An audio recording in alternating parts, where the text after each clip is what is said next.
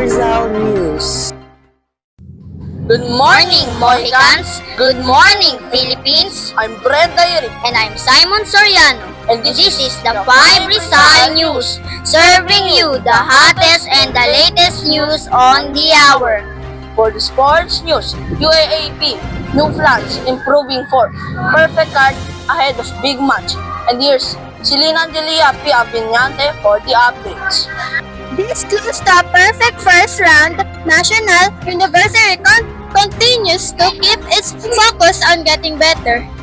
So one of the leaders here for the NU team. Another service ace, second in a row for Lambs. For Bella. 9 serving 17. Lamina back set to Solomon. Babalik sa NU. Easy over. A chance for the Lady Falcons to get a good swing. They go to Mordi. I think NU's performance will continue to move going into second round and Sunday's final game of the first round, said Lady Bulldogs head coach Sherwin Marices on Wednesday. This is Celine Angelia P. Avignante reporting for 5 Rizal News. Thank you, Celine Angelia P. Avignante for the updates. For the international news, Philippines ex-leader Duterte on plane The Hague after arrest. A plane carrying the former president of the Philippines, Rodrigo Duterte, has left Manila after the International Criminal Court or ICC issued a warrant accusing him of crimes against humanity over his deadly war on drugs. He was taken into police custody shortly after his arrival at the Hong Kong on Tuesday morning. Duterte, 79, contested this detention, but within hours was on a chartered jet en route to The Hague in the Netherlands, where the ICC sits. Current President Ferdinand Marcos Jr. and the country was meeting its legal obligations. For the local news, new DOTR Chief Dezon suspends full cashless payment on expressway. For more details, here's Jed Sander. Newly appointed Transportation Secretary Bill Dizon is suspending the full cashless payments on expressways.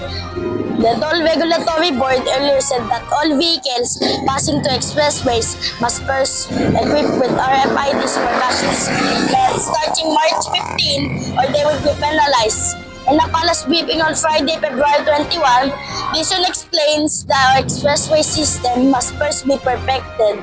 He cites technical issues such as undetectable RFIDs and unresponsive barriers. I want to first work with the two toll operators, MPTC and San Miguel, and let's tingnan muna natin yung sistema. Diba? Is there a way to make it more efficient? Okay ba? Lahat ba ng barrier gumagana? Lahat ba ng RFID nababasa? Diba? Kasi kung may problema pa tayong ganon at hindi pa halos perfecto yung sistema natin, baka hindi pa panahon para bigla-biglaan tayong mag-cashless. The DOTR chief also said he sees making cashless method mandatory as anti-poor, especially for struggling Filipinos who have no time to top up their RFIDs. Having a cashless system is not pro-poor. It is anti-poor. Paano yung mga kababayan natin na sagad-sagad ang budget? The need to regulate should not result in making the lives of people difficult. Dapat gumiginhawa ang buhay ng tao, hindi pinapahirapan. Diba? Itong cashless na to, tingin ko, pagpapahirap ito. Kaya hindi ako naniniwala dyan.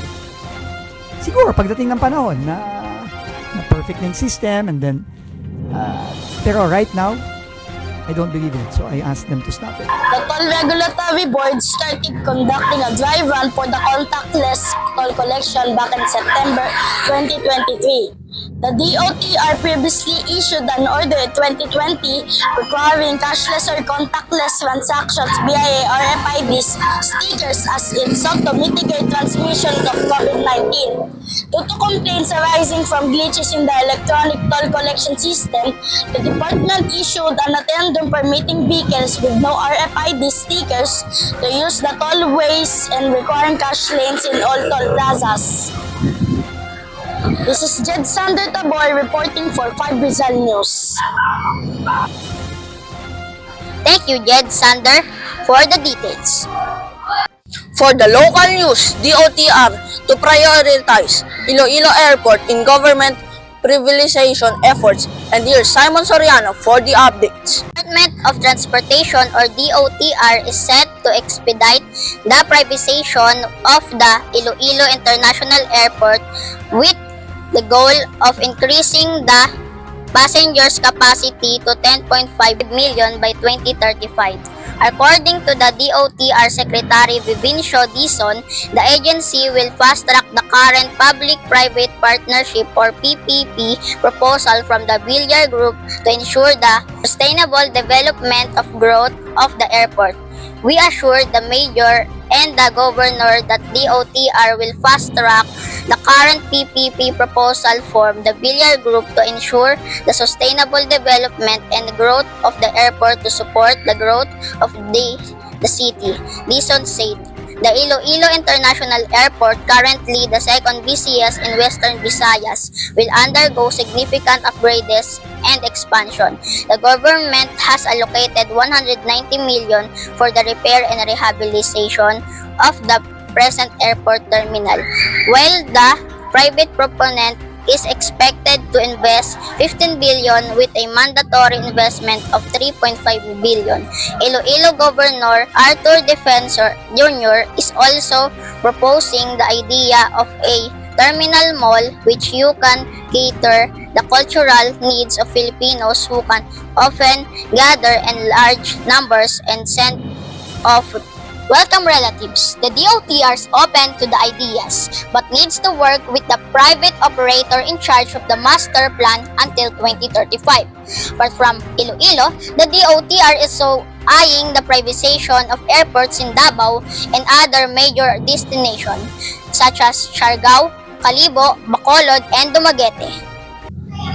For the showbiz news, South Korean Lee Si-young files for divorce after 8 years of marriage. For more details, here's Ruth May Alfaro.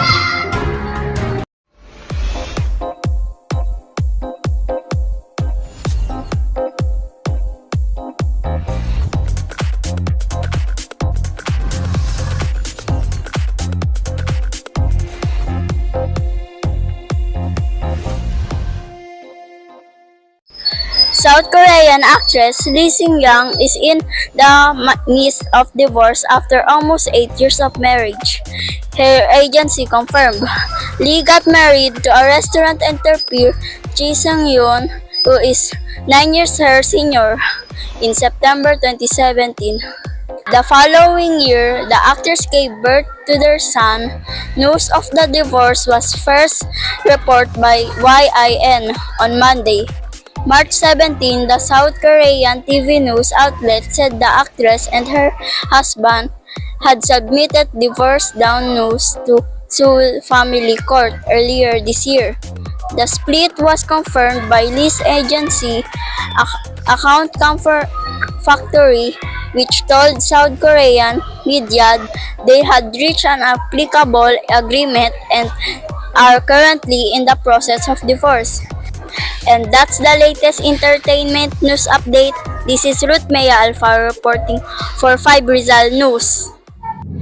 Thank you, Ruth May Alfaro, for the updates.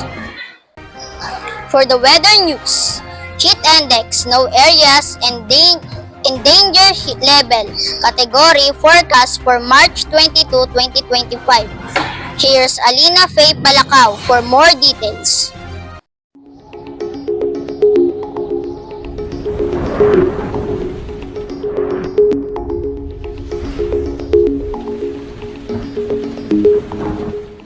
Good day, Grade 5 Rizal. Tuning in for today's weather, March 22, 2025.